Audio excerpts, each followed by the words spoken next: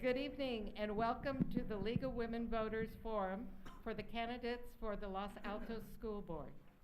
Tonight's program is co-sponsored by the Los Altos Library and the Los Altos Mountain View American Association of University Women. The League of Women Voters is a nonpartisan, nonprofit organization of women and men established to promote political responsibility through informed, active government. The League does not support, oppose, or evaluate political candidates or parties. After careful study, we will take positions on political issues. Tonight's Candidates Forum is presented under our educational arm. If you find these forums useful and you are not yet a member of the League, please consider joining. Your membership and your dues will help us to continue this work. Membership forms can be found on the table outside this room, or you can join at our website. The Leagues of the Santa Clara County sponsor a website, smartvoter.org.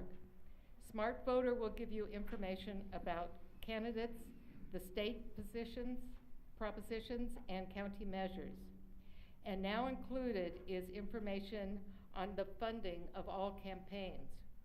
Who has given and how much? Very interesting information.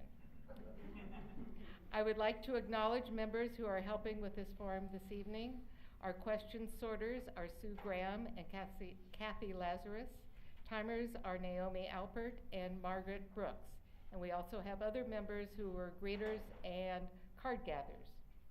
Our moderator for this evening is Katie Zoglin. Katie has been a member of the Los Altos Mountain View League of Women Voters for almost 2 years and is the Senior Deputy City Attorney for the City of San Jose. And I'll now turn over the podium to Katie. Thank you.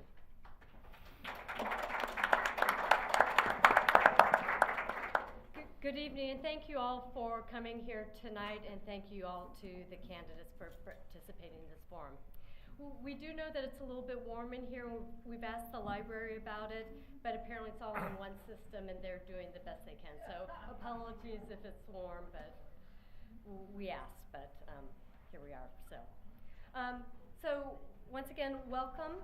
And as the candidates know, and want to let the audience know about the forum for the format for tonight's forum. Each candidate will have 2 minutes to present an opening statement. Next, the candidates will respond to questions from the audience, and many of you have already started filling out your questions on these forms. The questions should be ones that can be posed to all candidates, not just to focus on a particular candidate. We have members of the League who are volunteering to help gather the cards. Could we have you raise your hand? And so they'll be cruising the aisles, and if you just want to put your hand up if you have a card you'd like to be picked up, we can do that. Our question sorters here in front are Sue Graham and Kathy Lazarus. So once again, thank you. And as to each question, the candidates will have 1 minute each to respond to them. And then finally, the candidates will be invited to give closing statements, and those are 1 minute each. And we also have our timekeepers, as has just been announced. So you'll see little paddles sticking up into the air. Yes. Initially, it might be a little distracting, but you'll soon get used to that to make sure to signal when the time is up. And in the interest of decorum, we're going to ask everyone we're going to allow you to applaud to greet our candidates, and also at the end. But during the question, answer, and opening statements throughout the forum, we ask that you withhold from applauding or responding to questions audibly. And let's see. Oh, also a reminder, please turn off all electronic devices or put them on silent mode. If anybody is using any device to record anything, we ask that the content be shared in its entirety to ensure that any remarks are not distorted or taken out of context. Okay, and candidates, we're going to make sure that we enforce our time limits. So please take heed to those, and if need be, I will ask you to end your remarks when time is up. And we also, of course, ask candidates not to interrupt one another, so everyone knows the candidates don't have any props in the room, but they are allowed to have a notepad or an electronic device to take notes during the forum. And campaign materials not allowed to be distributed inside here in the forum, but on the outside table, as you've probably seen, candidates are invited to have their materials. Now, it gives me great pleasure to introduce the candidates who are running for Los Altos School Board.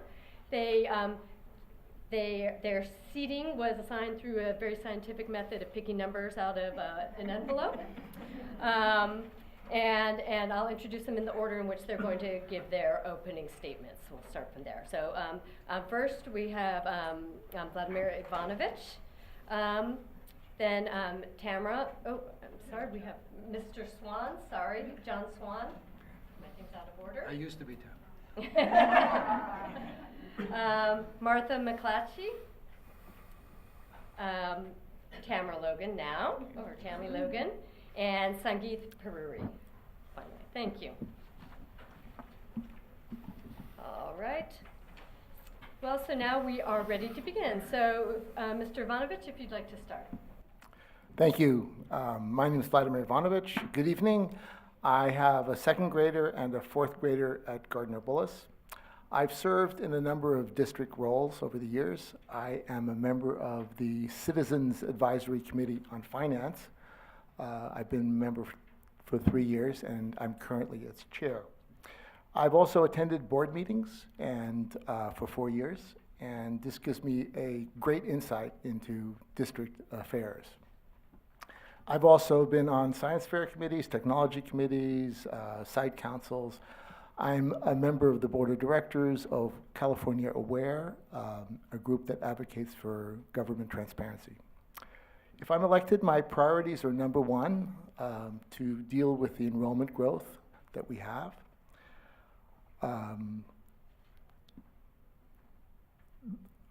By passing Measure N. We absolutely have to pass Measure N. There's no question about that. The second thing is that we have a 5-year agreement with BCS, and that gives us some breathing space, and we need to resolve that issue. The third thing that I'm most excited about is pursuing our 21st century learning curriculum with the 4 C's of communication, collaboration, creativity, and critical thinking. Project-based learning, things like blended learning. Thank you. I'm really engaged. I want our children to be engaged. I want them to be happy with their classes. We all want what's best for our children, and I support public education, and I support the communities that come around our public education. I'm excited to propel the district forward in its choice of educational opportunities for our children. Thank you. Mr. Swan. Do a mic check here. See, I understand I'm supposed to be pretty close to it, so. Thank you all for coming tonight. I think as a trustee, it's nice to see this many people involved. Now, I have 3 goals that I would like to incorporate as a trustee. First and foremost, we need to unite the community. Secondly, I want to institute really strong fiscal management and oversight. And then lastly, we sit in the innovation capital of the world. I want us to tap into that vast resource that we have for our school system. Now, Los Altos has great schools, and we can do more.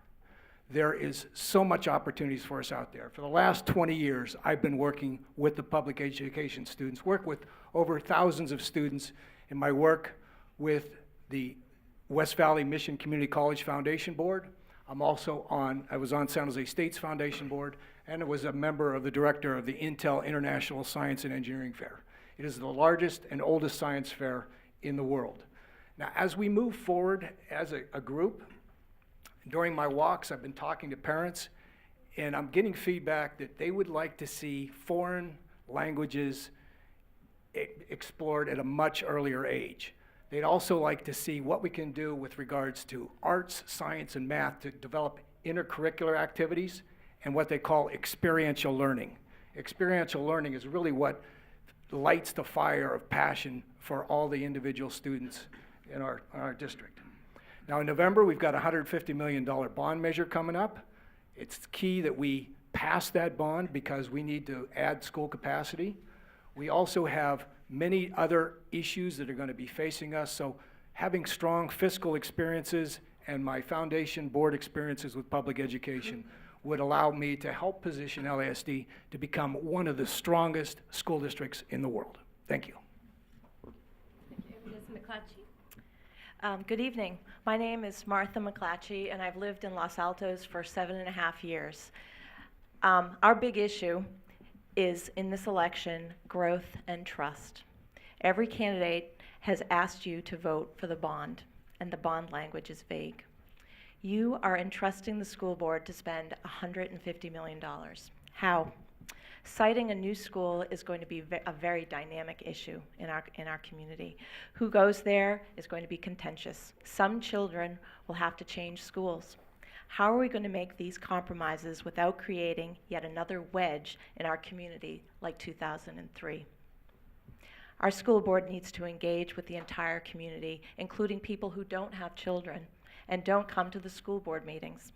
During the last 12 years, while raising my 3 daughters, I have volunteered thousands of hours in a variety of leadership roles in our community. I am a Girl Scout leader of 3 troops, and I have formally mentored over 70 new Girl Scout troop leaders. I have directed 2 summer camps for at-risk youth. I've been a board member and a treasurer of both the Oak Elementary School PTA and the Bullis Perisima Elementary School Foundation. I am the only candidate who has helped develop the strategic direction of both LASD and BCS as a parent volunteer. I am the director of the Kiwanis Club of Los Altos, and I am a League of Women Voters member. In short, I am fully committed to community service. But there's more about me. I have been a certified public accountant since 1987. I've worked at 2 of the big 4 public accounting firms for 7 years, and I've consulted with Cisco, Adobe, Silicon Graphics, and I was an audit manager at GE Commercial Finance. I will strive to work with many of our different stakeholders by building consensus and trust. We need to agree on a school site and plan for all of our students. Thank you for your vote and your support. Thank you. Ms. Logan? Good evening, and thank you for the League and the other sponsors for having this event for us. I'm currently the president of the Board of Trustees, and I have served for almost 5 years. My 2 children attended Loyola, Block, and Mountain View High School, and when my oldest was in kindergarten, a friend told me I had to go to this school board meeting. I've been involved in supporting the district ever since, and that was 14 years ago. As one of 2 board members who negotiated the 5-year peace agreement with BCS, I am proud that we have given the community a chance to heal and also the time to find a long-term solution. I've ensured that our students receive a high-quality, well-rounded education delivered in increasingly innovative ways, with ideas like design thinking and project-based learning. During my term, we instituted a blueprint process for long-term planning, increased reserve levels, and successfully revised our staff negotiation process. We have built a strong system of lifelong learning for our staff. This fall, the district also hosted Ed Summit LASD, which featured nationally recognized speakers and trainers. Over 380 district teachers and other participants attended. Our teachers also follow a path of continuous growth, questioning, and creation with the I Learn Summer Academy and after-school classes, and the support of 3 instructional coaches to observe and model excellent educational practices. Our board demands much of our staff, and they are meeting the challenge. LASD continues to receive widespread recognition, with both junior highs named National Blue Ribbon Schools and more requests to test new technology and programs than we can successfully pilot. The continued influx of young families and the vitality of our community demonstrate the appeal of district schools. With the passage of Measure N, we can work together to accommodate our growing enrollment and continue supporting the small neighborhood schools that are loved so dearly. Thank you. Thank you. Mr. Peruri? Thank you all for coming tonight. I'm so excited for the opportunity to serve the children and parents of our community. I truly believe our kids' education is the best investment we can make in this country. A good school can make all the difference. When I was younger, I struggled with learning disabilities. It was my public school teachers that got me through the tough times. Without their support, I would not be where I am today. I admire how our district strives to provide a phenomenal education for all its students. Sindhu and I feel very fortunate for the education our son has received. He loves going to school every day, he's making friends, having fun, and growing both academically and socially. Our daughter has a few more years before she starts at Covington. We'll be a part of this district for another decade. What I want to accomplish if I'm elected to the school board, I want to ensure that our children are able to adapt and persist when faced with adversity. We want to raise kids that crave challenge and do not fear failure. If we succeed in this vision, when your son or daughter sees a difficult problem, they will light up and get excited. And when they see something easy, they will seek out more. My background lines up well with what our district needs today. Since retiring from the investment industry, I've spent the majority of my time working to improve the educational outcomes of lower-income children around California. I work with educational nonprofits around the state, including serving on the board and running the program committee of the Boys and Girls Clubs of the Peninsula. Within the district, my work includes being on Covington's Site Council, the executive vice president of our PTA, and serving on the district's finance, technology, and curriculum committees. My hope is that my experience in and outside the district will benefit our kids' education. With your support, I will work with parents, teachers, and members of our community to help the district continue to provide a world-class education for our kids today and in the future. Thank you. Now we'll move to the question and answer part of our program, and once again, it's each candidate is allowed 1 minute response. This first question, let's go to Measure N. What is your position on Measure N? And if it passes, how should the district proceed in spending those funds? If we could start with Mr. Swan on this one. Yeah, our community is always invested well in education. I am in favor of Measure N. I think that we could have followed the example of some of the other school districts like Palo Alto and Cupertino, where they much more articulate how the funds are going to be spent. But I do think we have a unique opportunity in our district to expand our capacity. And I think if we do it correctly and invest wisely, we'll look back at this inflection point in time and say that was where we helped the school district grow to the next level. Now, how the funds are spent, I know there's a task force that was formed on the master agreement plan.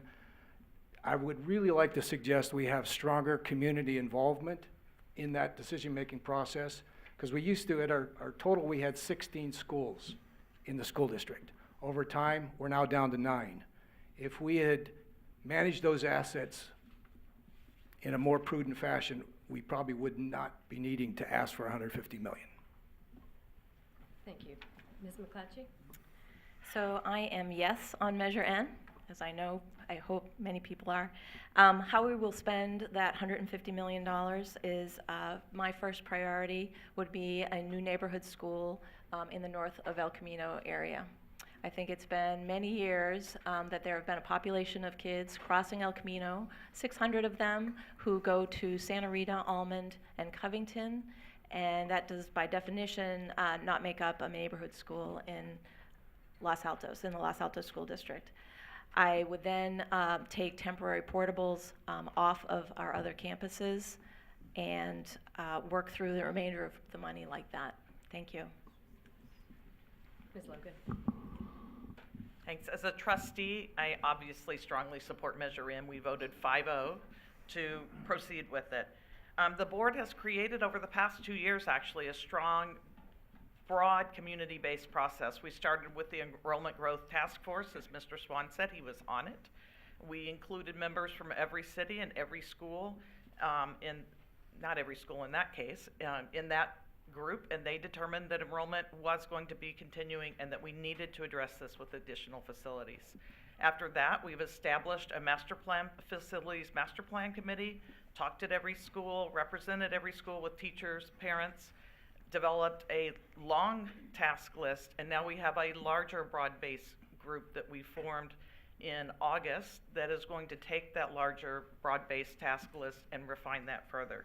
The board has established very clear priorities for that group. The first is to handle enrollment, and we've given them two options. One is a brand new school, which is preferred, and the second is to redevelop our Thank you. existing Your time. facilities. Your Thank time's you. up. Mr. Brewery?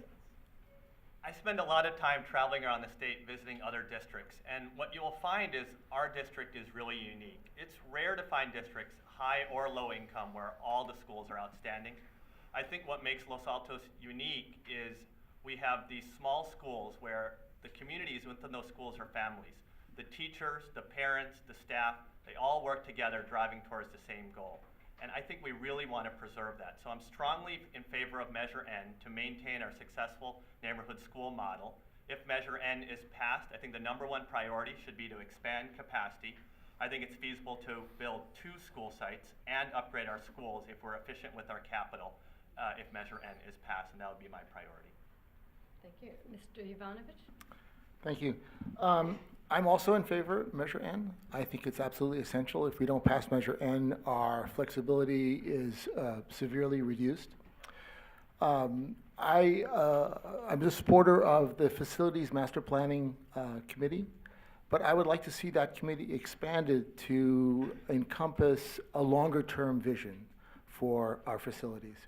And I would like to see whatever spending we do to be in the context of this longer-term plan. President Eisenhower said that plans are useless, but planning is essential. I think that we need to do the planning part there. That's what I'd like to see. First priority is addressing enrollment growth. We have 10 schools on 9 sites. We used to have 12 schools, and we used to have 1,000 less students. So we really need to address enrollment growth. We also need Thank you. another site. Thank you. All right, and then this next question, we'll start with Ms. McClatchy. What are the major responsibilities of a board member, and what special value do you bring to the board? So the major responsibilities of the board members, I believe, are to our taxpayers. I am my experiences as a public accountant, CPA, are for fiscal responsibility. So I will make sure that I do all of the reading that I need to do in order to make sure that I believe the budgets are correct for the district, the money is used wisely when Measure N is passed. Thank you. Thank you. Ms. Logan? Hi, one of the key jobs of the board is to hire the superintendent.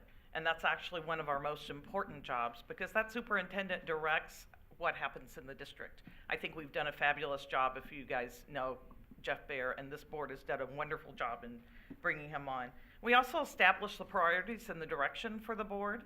We do review the budgets, and we do represent the community and the taxpayers, as Martha has said. Those are very important parts, and I think we've done a great job in doing that. Thank you. Mr. Brewery? The role of a school board member is to develop the strategy and vision for the district. Specific roles include hiring the superintendent, approving salary negotiations, allocating facilities, and overseeing finance. But to do this job well, what's important is to really understand your community. I think what I bring is I've spent an immense amount of time trying to understand the entire community. I've met with most of the board members of both the BCS and as well as the LASD boards. I've met with city council members from Los Altos Hills, and Mountain View.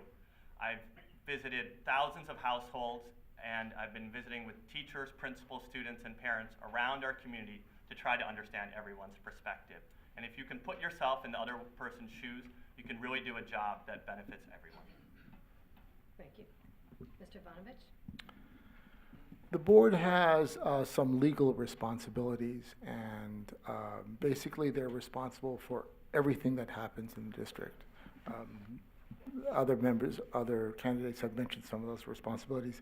But beyond that, the job of the board and the job of board members is to listen to the community.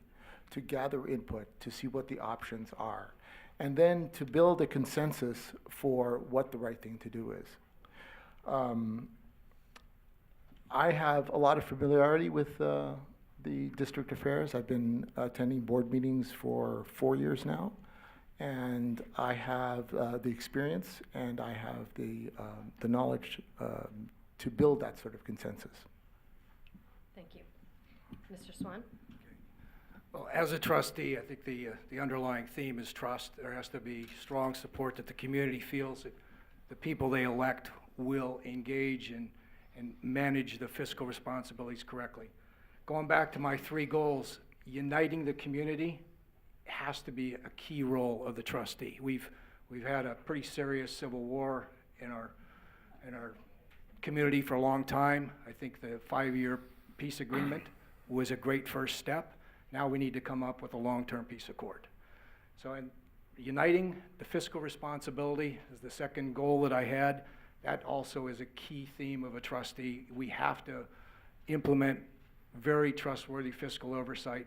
And then lastly, which is very key, is the kids. I mean, what we do to position our kids to compete in the global economy that they're going to be facing when they become adults. It's up to us to make that happen. Thank you. Our next question is, how do you see the adoption of the Common Core affecting the curriculum of the district? Okay. And if we could start with Ms. Logan on this. So the Common Core can be very contentious in the nation, if those of you that don't know about it. It's intended to provide instruction that is deeper and richer and more challenging to kids than what the old standards were. We've been spending 2 years on teaching our staff on how to teach Common Core. It's going very well, and there are issues with it. We have not done testing yet. There was only a sample test in the spring, and those things will continue to bring some challenges to the district. Thank you. Mr. Brewery? To me, the Common Core is one of the biggest opportunities for advancing education we've had in this country over the last 50 years. It's a tremendous opportunity, but what's interesting about Common Core, it's not as common as you would think. It's a set of standards, but the implementations are different depending on the state you go to as well as the district that you go to. And I think our district is really doing well adapting to the challenge. What you need for a Common Core is you need training, and you need time, and you need excellent teachers. We have excellent teachers, and we've been able to give them the training and the time, and it feels like our teachers are really stepping up to the challenge. Thank you. Mr. Ivanovich? I'm in favor of national standards for students. I am less in favor of the testing that goes on, the high-stakes testing that goes on that's associated with the Common Core. I think that does serve students' needs as well. Our teachers are already teaching a lot of the material that's in the Common Core. So for many of the classes, it's simply rearranging the material in a form that will meet the current standards. I guess that I'd like to see the Common Core implemented, but I'm a little bit reluctant about the testing. Thank you. Mr. Swan? Yeah, if Common Core, it used to be called No Child Left Behind. If we have a common enemy in this community, it should be the educational code. We have a 2,300-page document, 4-point font, that is trying to micromanage education. I think the more we can take control, and with the new state superintendent, Marshall Tuck, he's promoting the communities take a stronger control over their local curriculum. So I think Common Core is great guidelines, but I think the more we can take back our localized curriculum, the stronger we're going to be with our educational system. Ms. McClatchy? So with the adoption of Common Core, there will undoubtedly be changes to curriculum. I think that one of the things the district has done well is prepare its teachers, because those teachers are going to have to be the ones that teach that curriculum. The Ed Summit that the district put on several weeks ago is a great start, or is a continuation of training teachers. The STAR tests are no longer going to be in effect, so we will not have that clear measure. We'll have another kind of test, which is a smarter balance test. But basically what we're trying to do in all of this is determine sort of what the educational outcomes are for our children. And I think that they go beyond these standards. And I think that even though we have, I think standards are great, I think our district does a good job of teaching beyond the standards. Thank you. Ms. Logan? Oh, I'm sorry. We're done. I'll go with the end if you want. All right. Sorry about that. All right, our next question is, tell us how would you address the enrollment growth in the district? Let's start with you, Mr. Pruitt. The best solution to address the enrollment growth in our district is to pass Measure N. I really think we should focus on preserving our small school model. If the Measure N were not passed, I think what we need to do is address what we lose if we have bigger schools. You lose the small school environment. We would need to add additional resources to maintain that, more community building activities. You need to provide additional training to our teachers. You would need to provide additional overhead to maintain order in our schools. And I really don't want to go there. So I think the number one thing we need to do is pass Measure N. Thank you. Mr. Ivanovich? I also agree, pass Measure N. It's the only way that we'll be able to expand our facilities. I am in favor of the very, very successful small neighborhood school model that we have. It's the reason that many people have moved here, and I'm in favor of that. We also have the lack of a school in the North El Camino area, and along with the developments that occur in that area in Mountain View, we need to think seriously about putting a school in that area. So addressing, finding a new site, passing Measure N, finding a new site, passing Measure N, those are the things that we need to do. Thank you. Thank you. Mr. Swan? Yeah, to address enrollment growth with more options, we need to pass Measure N. But I think it's also key that we partner with the cities, Mountain View. I've talked to Mountain View City Council members. They acknowledge that with their expanded growth, they are adding students to our district. But they also said they have park in lieu fees, where developers pay to build parks if there's development exceeds a certain size. So if we partner with the cities, I think that will allow us to stretch that $150 million much, much further. So my key theme is pass the bond and partner with the cities. Thank you. Ms. McClatchy? Pass the bond. So enrollment growth happens a couple ways. It can be organic. It can be the better the school district gets, the more children we have enroll, and it can be through development. And the development that's happening is whether or not it's out of the school district's control. And as a trustee, I would like to and have to work with the cities in order for them to really understand that with that residential growth, they need to consider a school. I would also like to point out that with the bond, in passing the bond, we have to build spaces that are flexible, because we might have enrollment growth now, but that enrollment growth is going to go down. And so with our spaces, rather than sell them, we need to be flexible and turn them into possibly other spaces, adult education, community centers, and really make use of our sites that way. Thank you. Thank you. This is going to sound redundant. We should pass Measure N. The one thing that I can note, and we do have families that come into the community from other very academically successful districts that say they come here for the small schools. They like the community feel, the success of the children, the security that they get from attending in their neighborhood and knowing the people that they go to school with and living with them. So I think that's very important to maintain. It's a proven successful model. I am happy to say that Mountain View has now written schools into the precise plan for the North San Antonio area, which is a huge step full of progress. It's not all the way, we're not done, but I think that's helpful in recognizing that they are part of the solution. Thank you. The next question is, what curriculum changes would you make in the school district? And if we add, then are there areas that you would then subtract to enable your proposals for new changes? Let's start with Mr. Ivanovich. I think that we have a need for after-school enrichment programs. And those enrichment programs can be foreign languages, they can be music, they can be dance, they could be math clubs, things like that.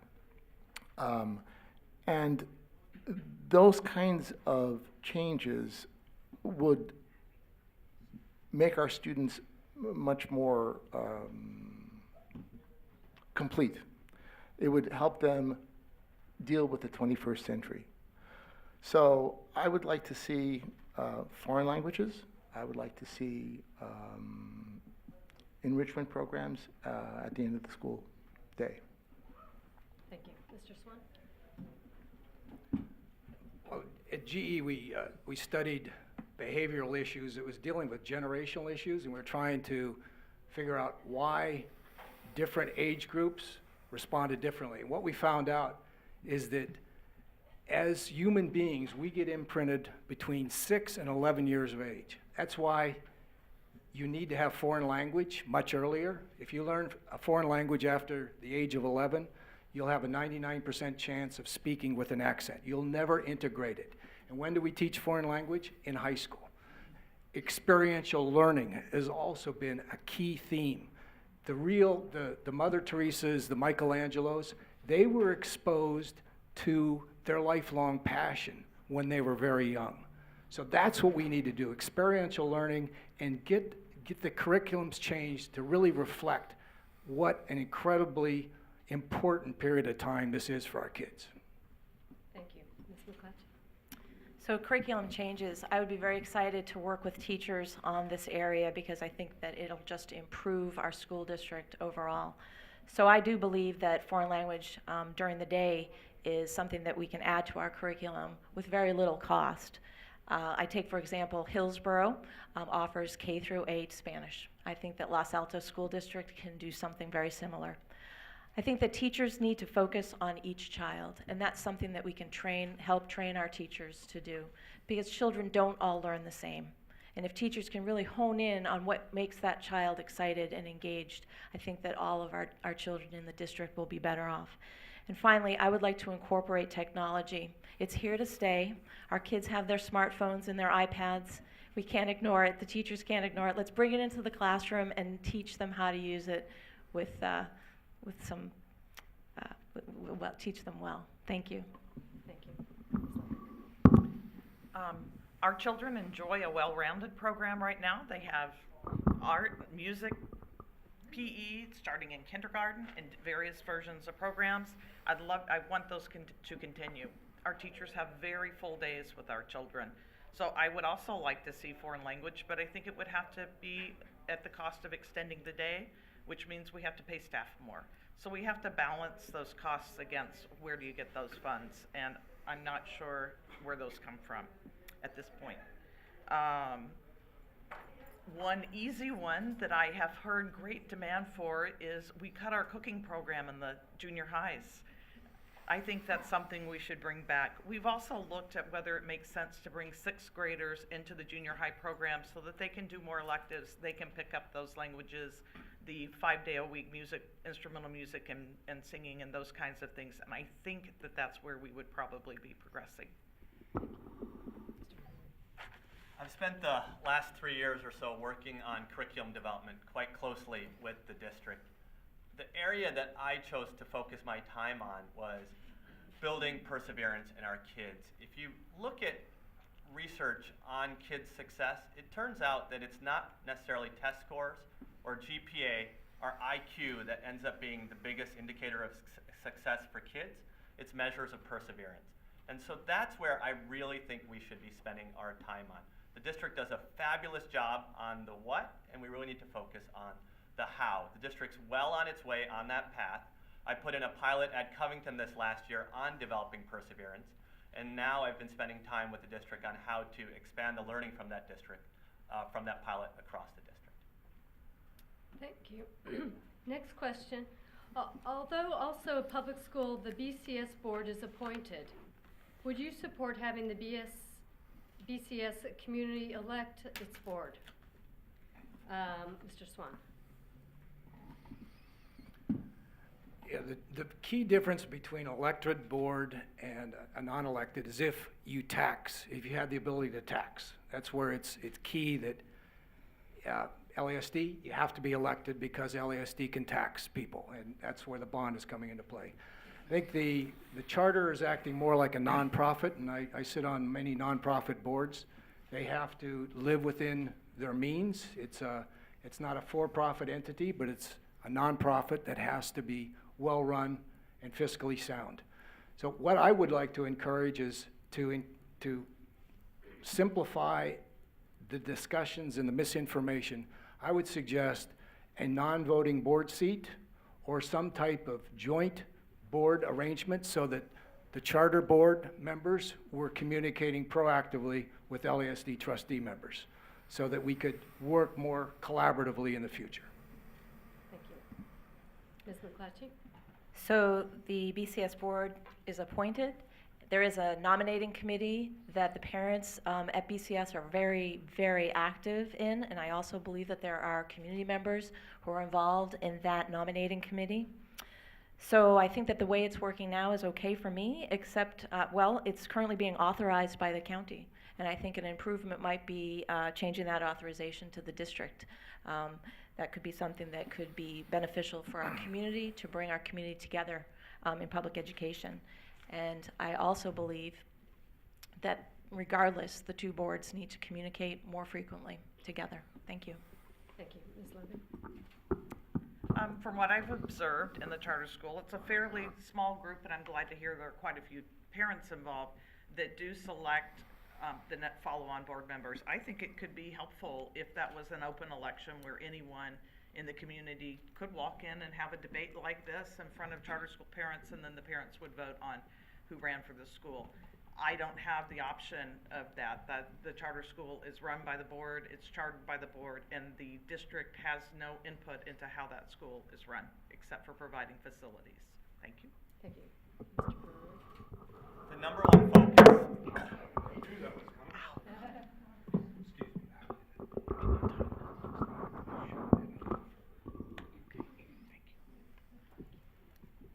The number one focus of any school should be the education of its students.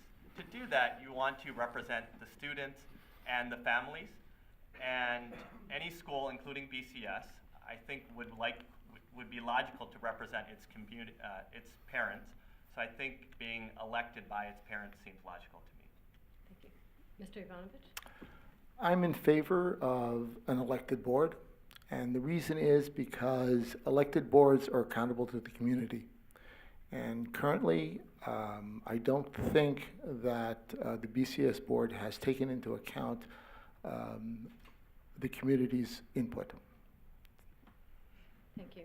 Our next question, what is your plan to address and resolve conflict in our community? Start with Ms. McClatchy.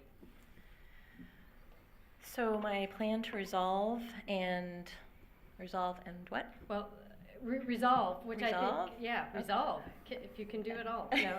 And to address and resolve. Yeah. Conflicts. The conflict in the community. Okay, so this would be any conflict. This would be a conflict. Why don't we, This could be a conflict with teachers or community, or it could be developer well, conflict. the questioner It could be- doesn't ask it, but perhaps the conflict between LASD and BCS might be one example, so.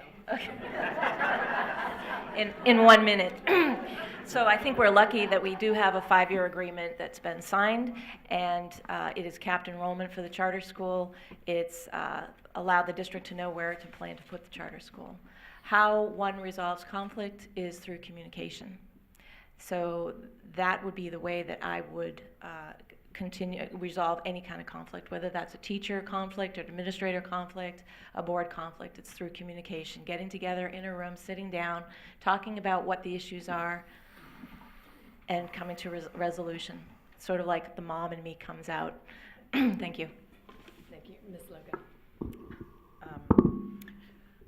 The 5-year agreement goes a long way. It gives us an opportunity to get together. We have to meet quarterly. I will say that the first quarterly meeting, I think our side, I hate to call it a side, the district representatives were very stressed about how that was going to go. It went very well. And we will continue those quarterly meetings, obviously, 4 times a year. And that's going to help a lot. We need to pass Measure N. One thing we don't want to risk is running into, in 5 years' time, being back in court or facing the requirement to close another district school. That would only stir things up again, and we don't want to do that. We need to make sure that we meet very strictly the terms of that agreement on all sides, and I think that's key right now. We've only had the agreement in place for 2 months. And in the long term, I think the very long term, it's not going to happen soon, I'd like to see us in a united school district where Bullis is a magnet school that works cooperatively with the district. Thank you. Mr. Brewer? My campaign slogan is empathy, understanding, progress. What that means to me is the first thing you always want to do is you want to put yourself in the other person's shoes. You want to understand their perspective, and then you want to move forward from there. I've spent the last few years trying to do this, trying to meet as many people in the community as I can. And what I've found is we have a lot in common. We want what's best for our kids, and that's where we should start. We should work on what we have in common and build off of that. Thank you. Mr. Ivanovich?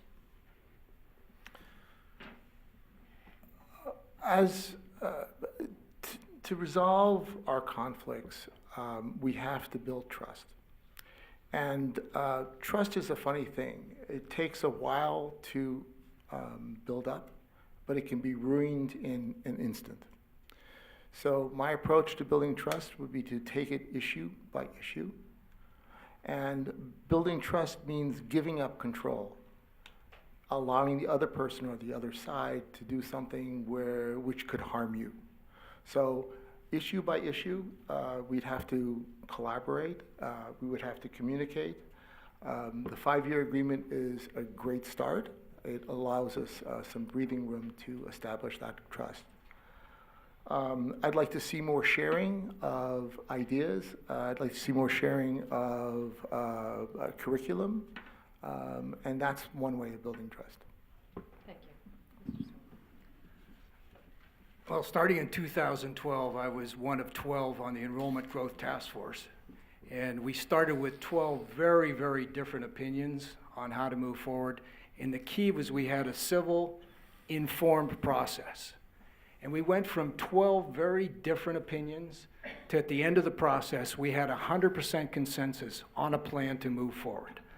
I think if we could emulate that process in the community, where we're informing the people and not using misinformation or the fear, uncertainty, and doubt type of model, I think we can bring everyone on board and develop consensus as a community on how we move forward. Thank you.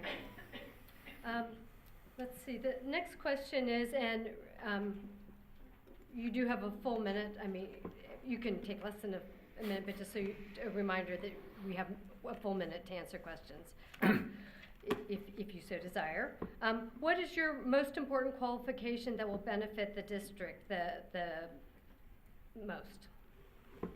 Okay, and we'll start with Ms. Logan on that. That's a tough one. Or your most relevant qualification, whichever. I think that the 5-year agreement in a lot of ways is demonstrative of what my strength is. Doug and I, along with the BCS team, we made a very good team. And I was a strong negotiator, but willing to compromise when we needed to make compromises for the benefit of kids. I think that's my primary strength, and as I've told many people, we came out of that agreement with something for everyone to dislike. And that's why we passed that agreement, and that's, I think, what my skill is, primary skill is. Thank you. Mr. Brewery? I'm fortunate that I have the ability to spend my time working on improving education for our kids. That's what I do day in and day out. I work with nonprofits and districts around the state. I visit schools often. I spend time with students often. I spend time with parents often. Our district is in a good place right now. The finances are in order. We have a phenomenal superintendent. We have a great 5-year agreement with the charter school that I think gives us a lot of opportunity. I'm hopeful Measure N will pass. And to me, what that means is we really want to be focusing on our kids' education and driving curriculum forward. And that's what my experience is. Thank you. Mr. Ivanovich? Except for Tammy, I think that I have the most experience here with board issues. I'm on the CICF, the Citizens Advisory Committee for Finance, and what we do is we advise the board on financial matters. One of the subcommittees I'm on is the enrollment subcommittee, and we go through annually the demographer's report in great detail. So I have a lot of understanding of what our enrollment looks like and where it's supposed to go. We provide the board with a forecast, a 6-year forecast of our finances, and they use that to inform their decisions. Plus, I've been to board meetings for a long time, and that has given me quite a bit of understanding of district issues. Thank you. Mr. Swan? Well, my corporate experience would probably be the most relevant here. GE, we never had our worst competitor engaged with a 10-year lawsuit, otherwise I would have been fired. So I think it's great that we've signed a 5-year agreement, but we need to move forward and come up with a partnership. I think the partnership and how we do it is going to be so key in moving forward. And we need to invest those monies wisely. And if we do it correctly, and my 20-plus years of working with public education, we can invest correctly and develop curriculum for our kids that will position them to compete very effectively in this next globally competitive environment that they will be facing. Thank you. Ms. McClatchy? My important qualifications include 17 years of industry experience in both public and private companies. I am a certified public accountant. I have worked on numerous facilities build-outs. I've set up organizations overseas. I am very familiar with budgets and financial control. I've been responsible for multi-million-dollar budgets. My other serious qualification is that I'm a mother of 3 children currently in the district. And for the past 7 years, I have attended LASD board meetings since my daughter was in kindergarten 7 years ago. And for the past 3 years, being at the charter school, I've attended charter school board meetings. So I'm very interested in the governance of our school district. Thank you. Thank you. Our next question is, how will you work with the cities to improve student, bike, and walk safety? Start with Mr. Peruri. I haven't spent a lot of time on student safety and bike issues. I think it's an important issue. The way I would work on it would be to meet with the right people at the city, understand what needs to be done, and work on a plan to execute that. Thank you. Mr. Ivanovich? This last year, I worked with the Los Altos City Council, Los Altos Hills Town Council, to change one of the intersections at Gardner-Bullis, to move it because it was dangerous to the children there. So I have some experience working with a different government body on safety issues.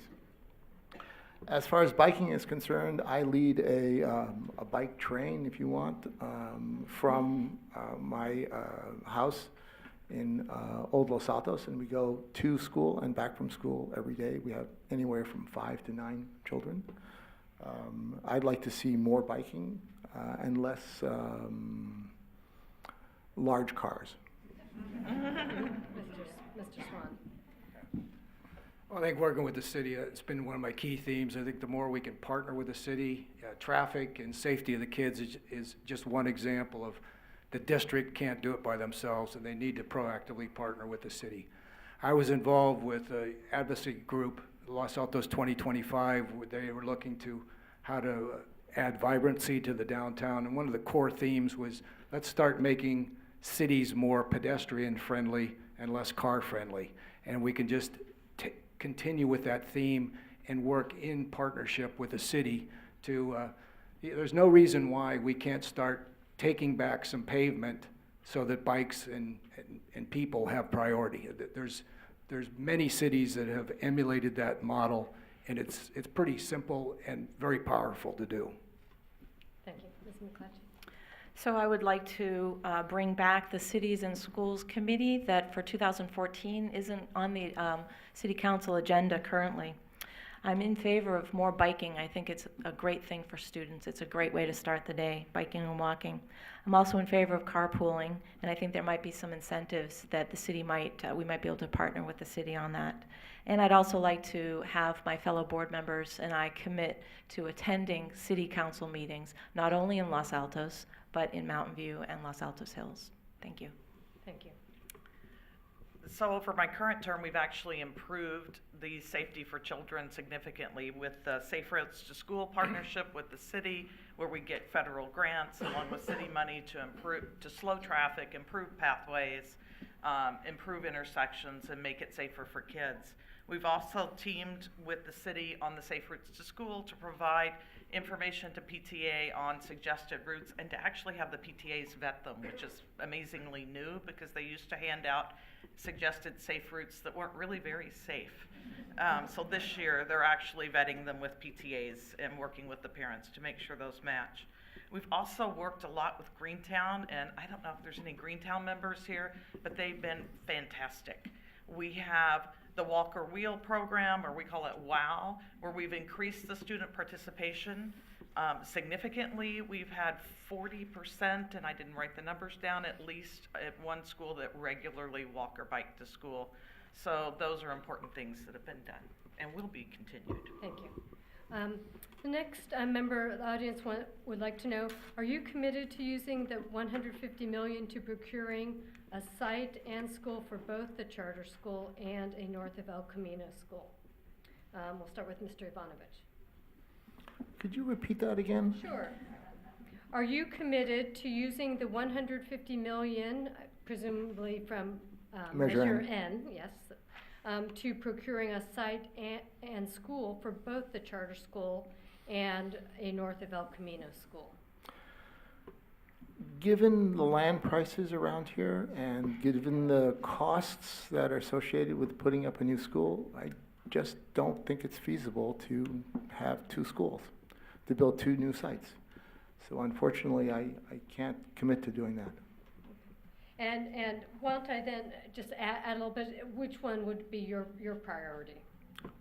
It depends. All right. Thank you. Mr. Swan?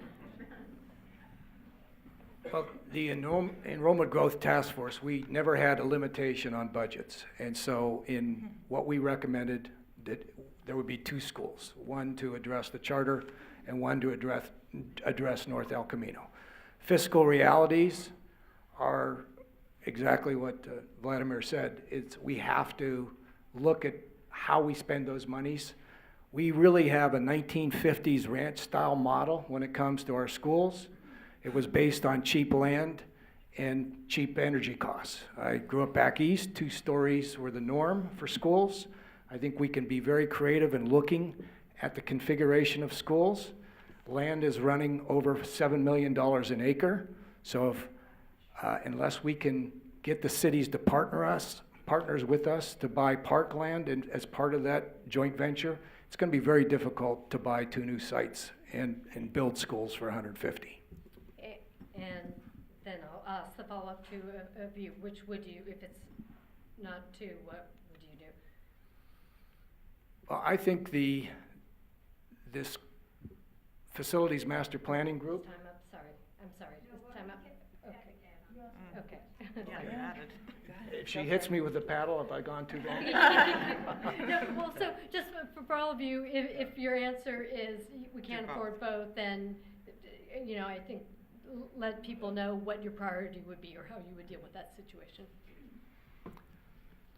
So I apologize for not being more clear. Just like the enrollment growth task force, I think we need to look at the recommendations of the task force and follow their recommendations. We can't, as 5 people, we've got to use the collective wisdom to decide where we build a school and for who.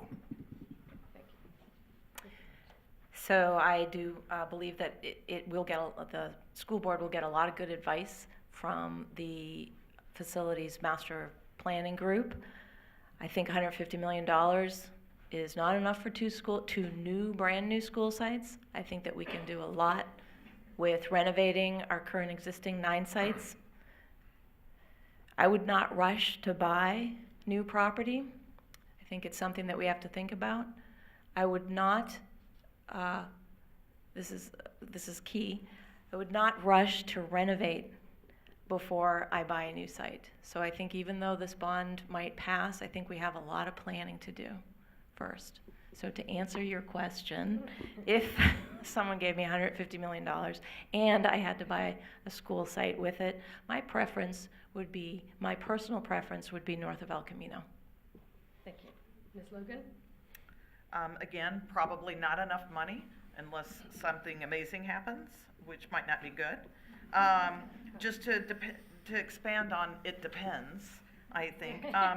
We do need a long-term solution for the location of the charter school. It removes the flexibility of the district to be able to consider the 6-to-8 model, which would also decrease crowding at the remaining elementary schools. So we really, from a district perspective, even if I don't consider the desires of the charter school, need a different location for the charter school. It helps the entire district. So that would actually be my first priority if we can achieve it, but it depends on what property and what size we can find, and that's going to really drive the final decision.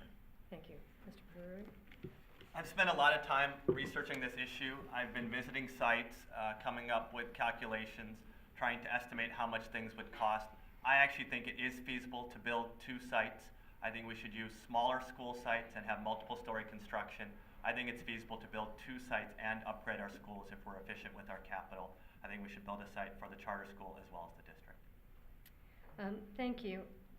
Our next question, just because we don't have, there's so many great questions here and there's so little time.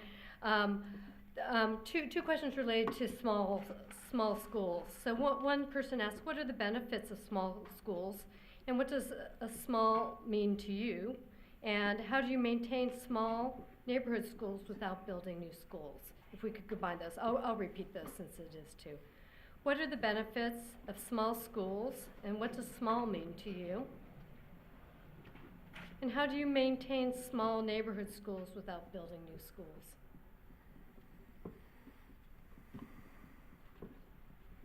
And we'll start with Mr. Swan. The ideal environment is homeschooling. So you have 1 teacher and 1 student. That is the ideal configuration. How we can emulate that is the challenge, which I think technology is just coming into play, where we can have a class with 20 different kids at complete 20 different curriculum levels. So I think there's ways to leverage off of technology to keep the small, to me, if I had to choose between small schools or small classes, it would be small classes, because I think that's a key ingredient.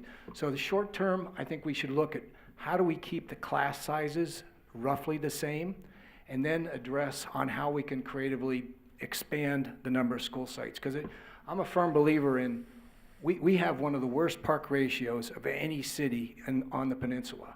We should be able to partner with the cities to expand not only the schools, but our effective park space as well. Thank you. Ms. McClatchy? I am not taking a position on the definition of a small school this evening, because what I believe is that administrators and teachers provide the great educational experience of children. So if we get the right administrators and the right teachers in these buildings for these kids will thrive. So whether we call it a small and how we define that small, I'm not quite sure. If everyone knows one another, I mean, that can be a great administrator, a great principal who really reflects that for a school site. Thank you. Thank you. Ms. Logan?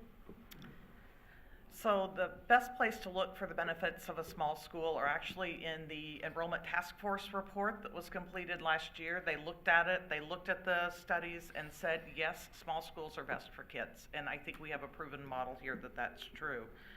The definition of school as defined by small as defined by the district is less than 560.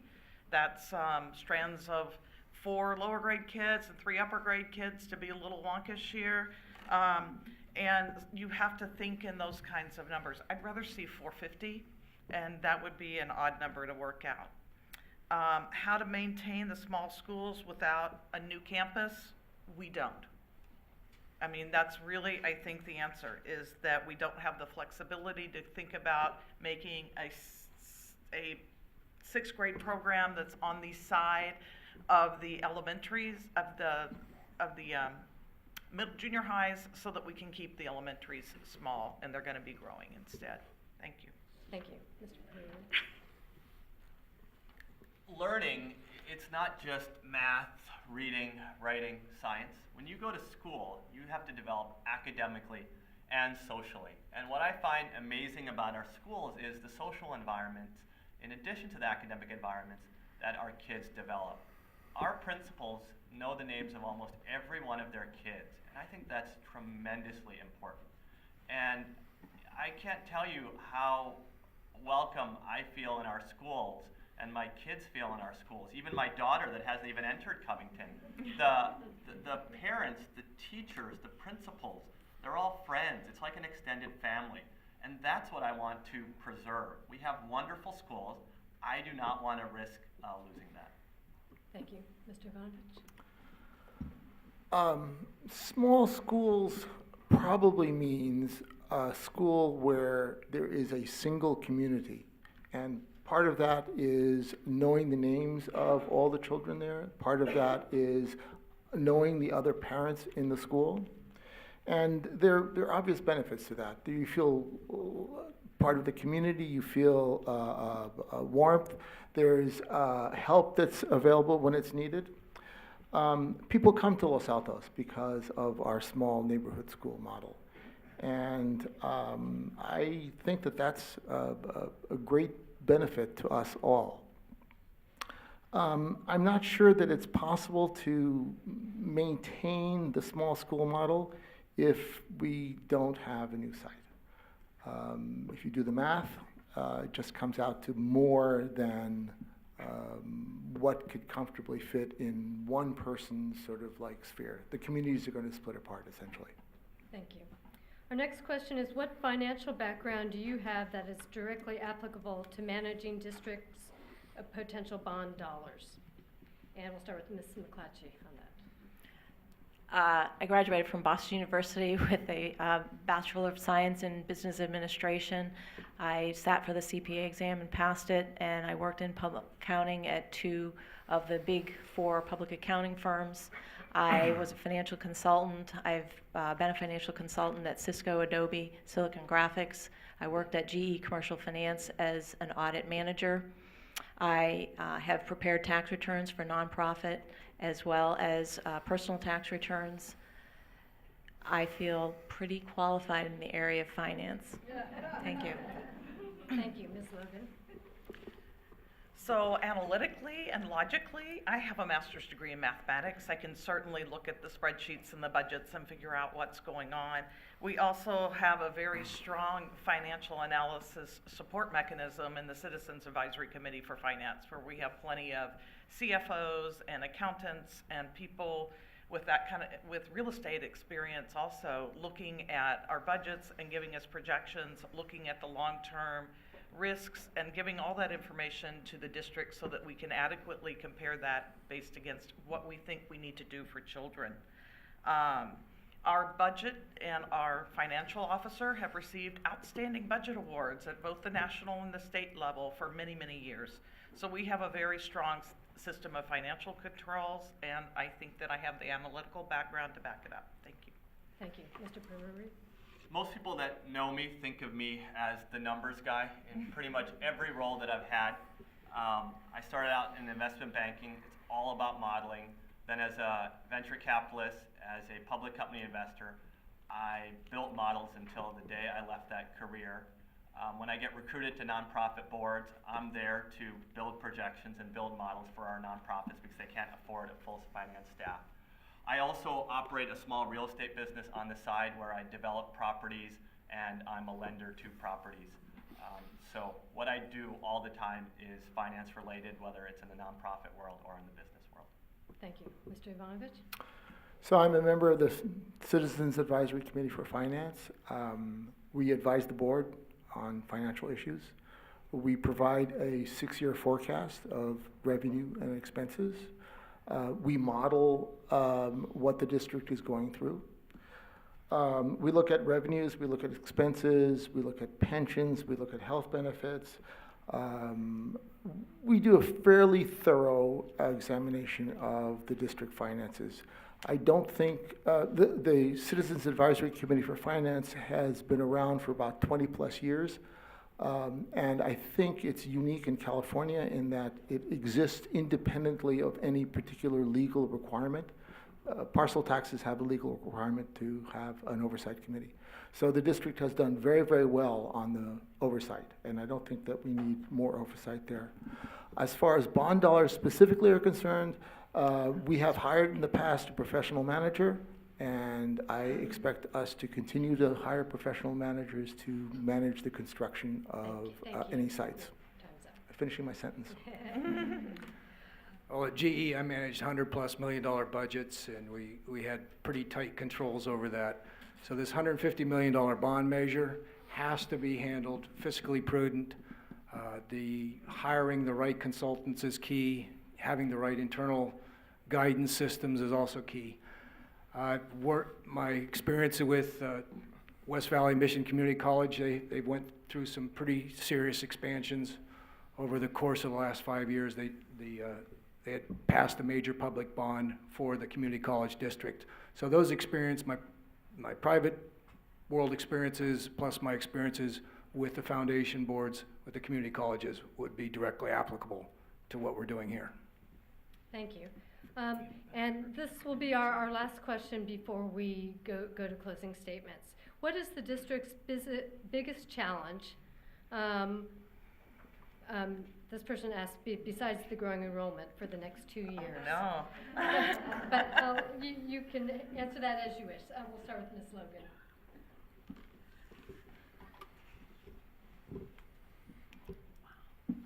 I think I'm going to opt for talking about growing enrollment is the biggest challenge. Actually, I don't want to talk about it.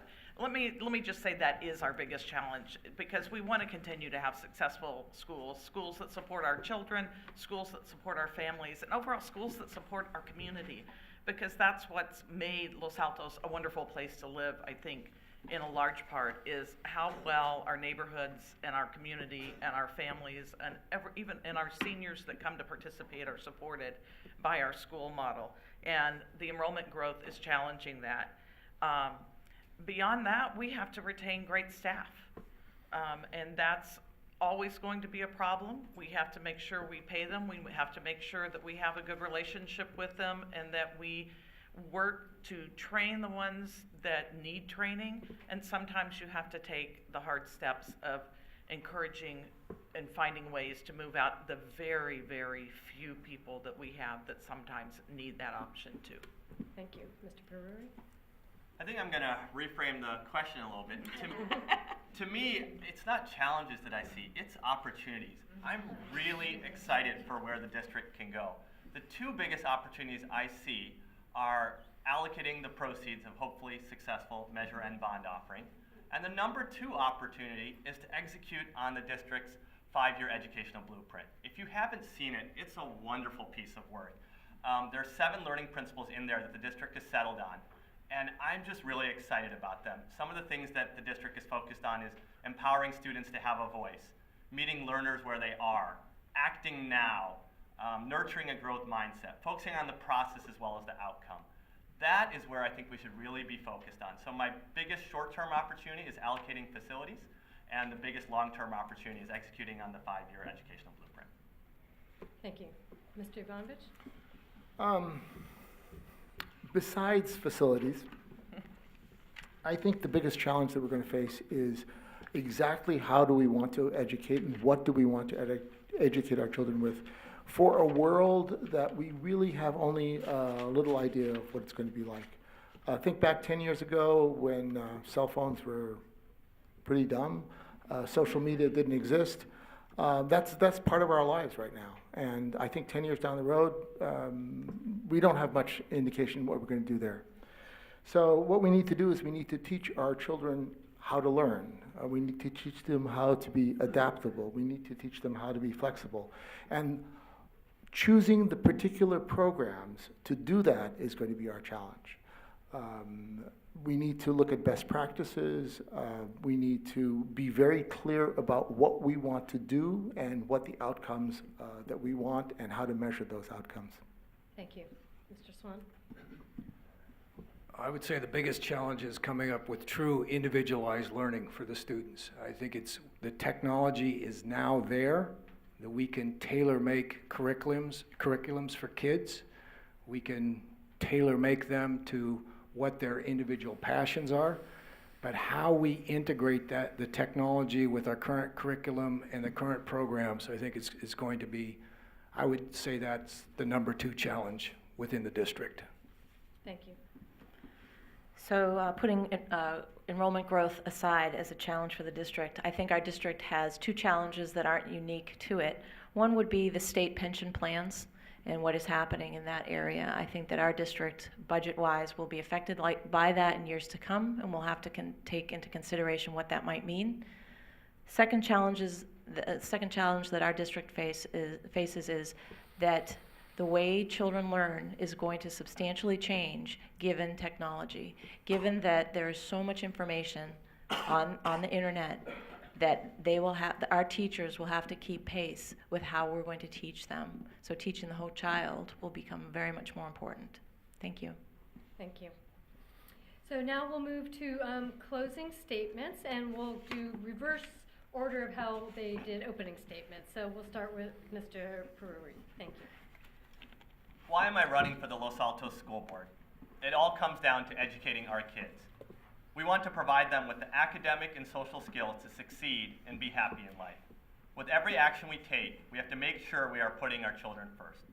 How we teach them is as important as what we teach them. We want them to persevere and thrive when faced with life's challenges.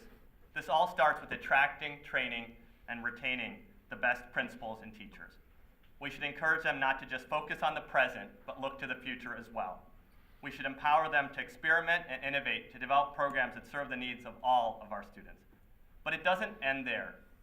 In every decision we make, we have to consider everyone's perspective: teachers, students, parents, and our neighbors. If done right, strong schools build strong communities. Thank you so much for your time tonight. Thank you. Ms. Logan? So serving on the board has been a privilege.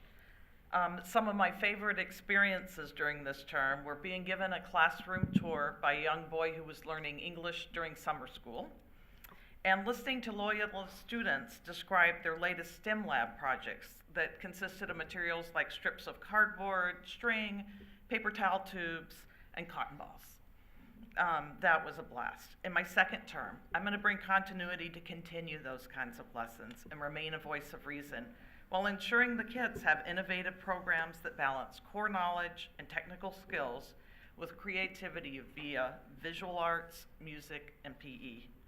As we work to accommodate our growing enrollment, our community deserves leaders who have experience, a thorough understanding of educational requirements and issues, and the strength to make compromises when it best provides the best outcome for children.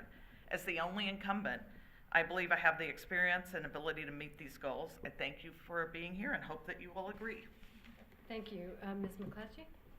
My goal as a school board member is to be a champion for every student and to be a communication channel for building consensus in our community. I will always put students first and use my integrity, honesty, and experience to continue to grow our public school community that is ranked #1 in the state. Over the next 15 years, our district is on track to spend $1 billion. I can and will hold the district and school administration financially accountable.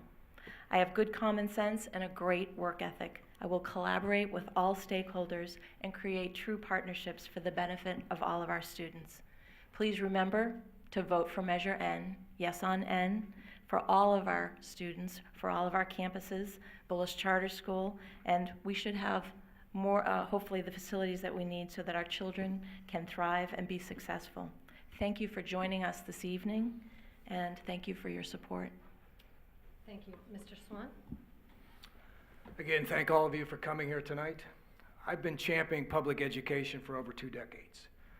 My professional experiences with GE and my participation on foundation boards with San Jose State and the West Valley Mission Community Colleges allow me to take a unique view of what we can do for our district moving forward. I want to reunite our community so we become true partners for our children's future. In my long career at GE and Mitsui, I formed dozens of partnerships, sometimes with true competitors, but we worked together for the common good. The 5-year agreement recently signed is a new era for our community. It's an era of collaboration. We need a strong, trustworthy leader to reunite our community. We need someone with vision to identify what our kids need today to allow them to better compete in tomorrow's global economy. I believe I am that person. I'd be very honored to have your vote. Thank you. Thank you. And Mr. Ivanovich? Thank you. I want to serve the district. I want to serve our children. I believe that we all want the best for our children, and that's what I want as well. We have great schools.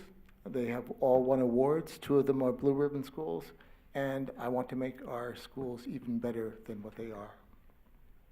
We have great teachers, and I want to support them. I want to help them innovate, and I want to help them bring 21st century learning into our classrooms.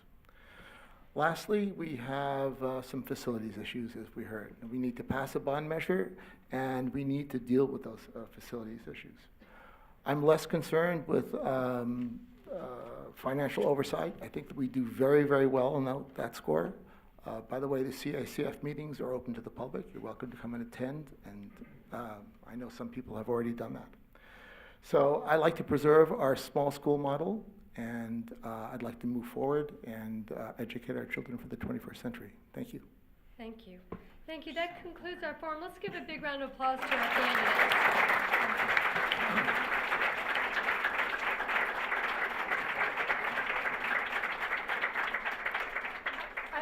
I'd like to thank all the volunteers tonight who helped make this possible, and particularly you, the community members. Thank you for your wonderful questions. I'm sorry we didn't have time to get to all of them, and thank you so much for your participation here. Of course, as a member of the League of Women Voters, we think active participation in the community, becoming informed voters, is critical to our democracy, and we of course urge you to make sure you vote for on all measures that are before you in this upcoming election, whether it's by absentee ballot or by going to the polls. And don't forget, if you need more information, you can go to www.smartvoter.org. And thank you again for coming here tonight.